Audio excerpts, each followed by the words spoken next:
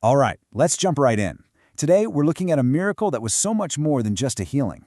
This was a high-stakes, public challenge to religious authority, and it all revolved around one single explosive question. I mean, that sounds pretty straightforward, doesn't it? But believe me, in this story, the answer could land you in some serious hot water. This is the core conflict we're going to unpack, and it shows this deep, deep tension between just following the rules and following a much higher principle. So let's get into it. This whole thing doesn't happen in some quiet, private moment. No, it all goes down at a dinner party where the tension was basically the main course on the menu. Okay, so picture this. It's the Sabbath, the holy day of rest. Jesus gets an invitation to dinner at the home of a major religious leader, a Pharisee. Now, this is not just some friendly meal. This is like being invited to the home of a top judge while you're under investigation. The stakes could not be higher. And everyone at this dinner, I mean everyone, is an expert in religious law. They're not there to make small talk. The Gospel of Luke tells us they were watching him carefully. Every single move, every word is being picked apart. They're just waiting for him to slip up. And then, right into this super tense scene comes a man with dropsy, which is this really painful, severe swelling of the body. Now, you have to ask yourself, how did a very sick man, probably an outcast, manage to snag an invitation to an exclusive dinner party with all these elites? It feels, well, a little too convenient, you know? Which brings us to the real question here. Was this man brought there out of some sense of compassion, or was he just bait? Was this entire situation a carefully designed test, a legal trap set up to catch Jesus breaking one of their most sacred laws? To really get what's going on, we have to understand why this was such a powder keg. See, the man with dropsy wasn't the only one on trial here. In a way, this Sabbath itself was on trial. Now, the Sabbath was absolutely foundational to Jewish life. It's right there in the Ten Commandments, a holy day of rest given by God. No work, full stop. It was a huge part of their identity. But you know how things go. Over hundreds of years, that simple command got, well, complicated. Debates started raging about what exactly qualified as work, and this led to these incredibly long, detailed lists of forbidden activities.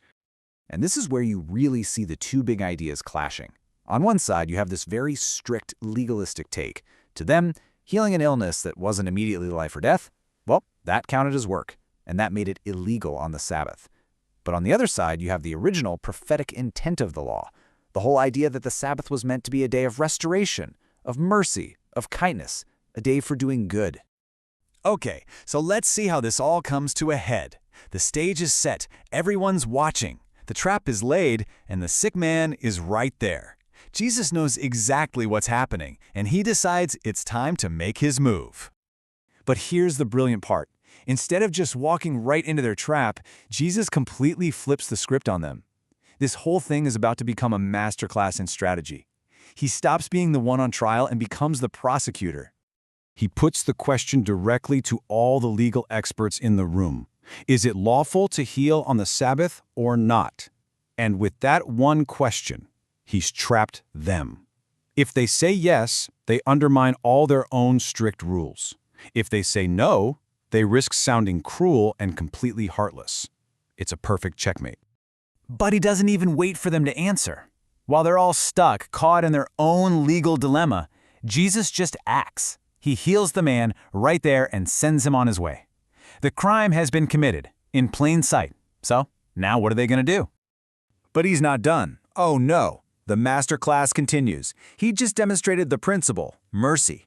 Now, he's about to completely dismantle their entire legalistic argument with a second question that is so brilliant, it exposes all of their hypocrisy.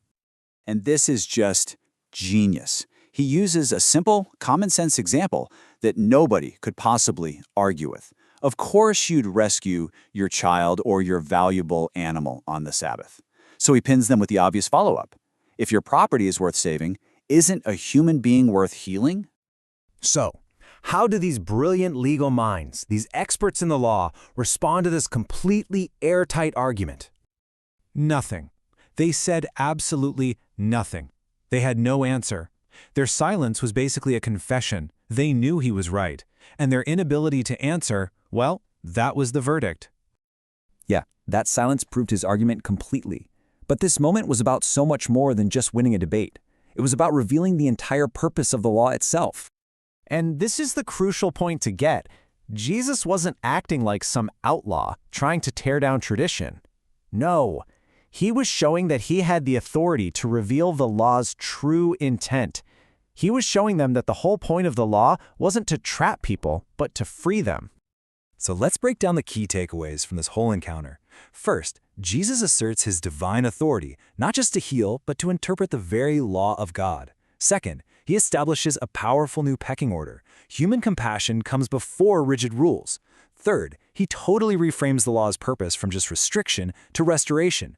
And finally, in doing all this, he's actually fulfilling that original prophetic vision of the Sabbath as a day for kindness and doing good. In the end, this one act of healing reclaimed the Sabbath. Jesus connected it right back to its original purpose, not as a day bogged down by a tangled web of regulations, but as a gift, one that was intended for freedom, for restoration, and for doing good in the world. And that really leaves us with a final thought, doesn't it? This confrontation from 2,000 years ago, it pushes a question right into our own lives. When do we encounter rules, at work, in society, maybe even rules we make for ourselves, that get in the way of a higher principle, like compassion or justice? It challenges us to think not just about what the rules are, but why they even exist in the first place.